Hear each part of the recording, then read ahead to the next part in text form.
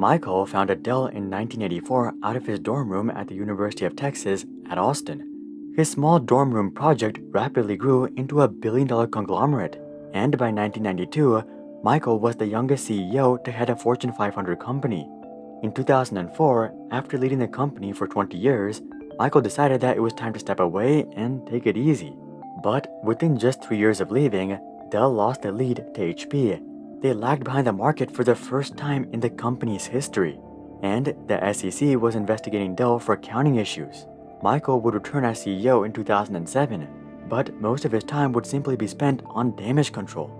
In 2013, Michael took Dell private and spent 5 years restructuring their company. Against all odds, when Dell became public once again, they came back stronger than ever before. So here's the bumpy story of Dell and why Dell could not survive without Michael.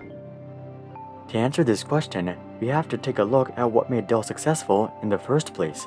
When Michael started Dell, which was originally named PCs Limited, he was by no means a big fish, nor was he early to the scene.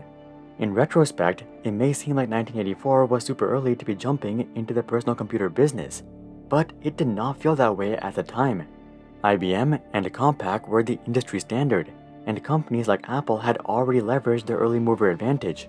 So, to attract customers, Michael had to think outside of the box, and he came up with two major selling points. The first tactic was leveraging a direct-to-consumer model. Computers were extremely expensive in the 1980s. The Apple II, for instance, cost between $1,298 and $2,638. That's the same as $5,800 to $12,000 today. Retailers weren't making the situation any better, as they were stuffing in massive profit margins into each sale. The Apple I, for instance, had a retail markup of 33%. Seeing this, Michael decided to advertise his company in computer magazines and sell directly to the customer. In the early days, almost all of PC Limited's orders came from businesses and governments, and in an effort to increase customer loyalty, Michael would implement his second tactic, which was unparalleled customizability. All of Michael's competitors were selling through retailers, meaning that they could only produce a limited number of SKUs. Producing too many SKUs would simply result in major inventory issues.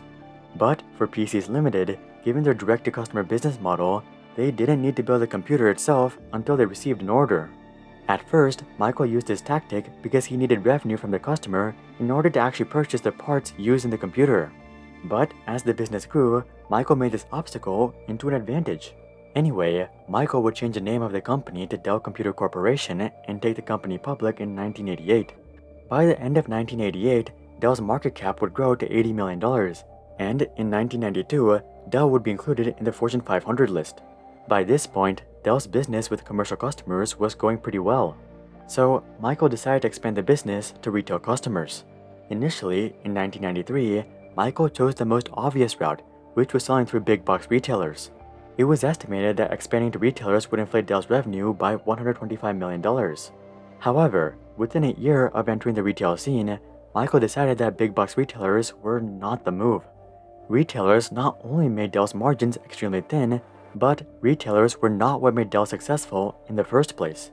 For a while after exiting the retail space, Michael struggled to figure out how to effectively target retail customers without the help of retailers.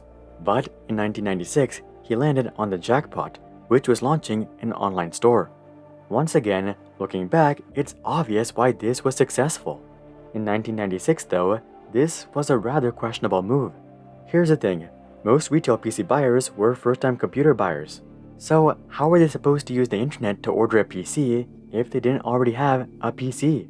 Sure, they could go to an internet cafe, but most retail customers weren't too familiar with PCs, and they felt much more comfortable buying a PC in person with the help of a sales rep than trying to figure it out by themselves online.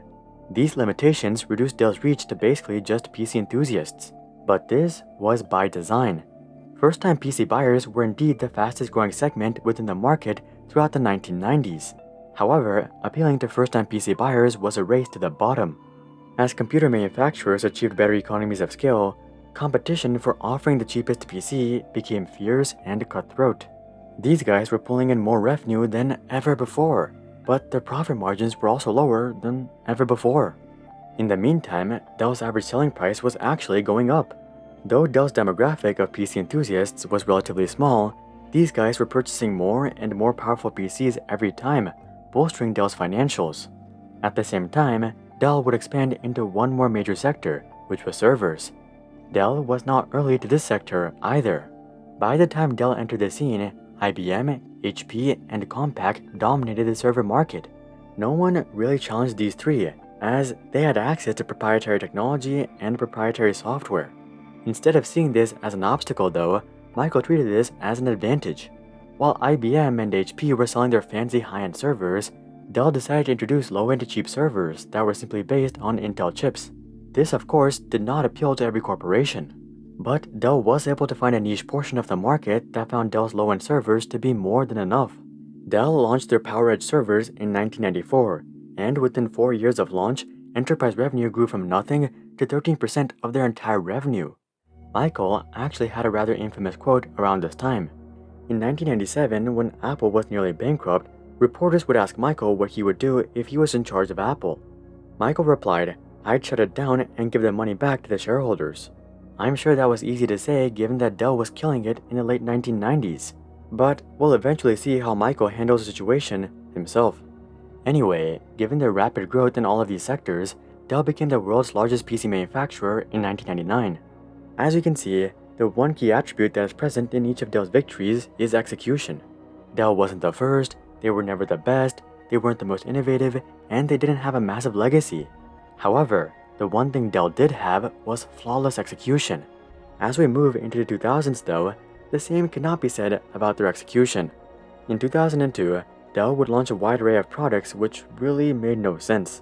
They launched TVs, printers, digital audio players, and other handheld devices. Expanding into new categories and diversifying your business is completely fine. After all, expansion is what allowed Dell to get to that position in the first place. However, this expansion was completely different from everything they had already done. The difference was that there was no strategy. With business computers, Michael leveraged a direct-to-consumer model.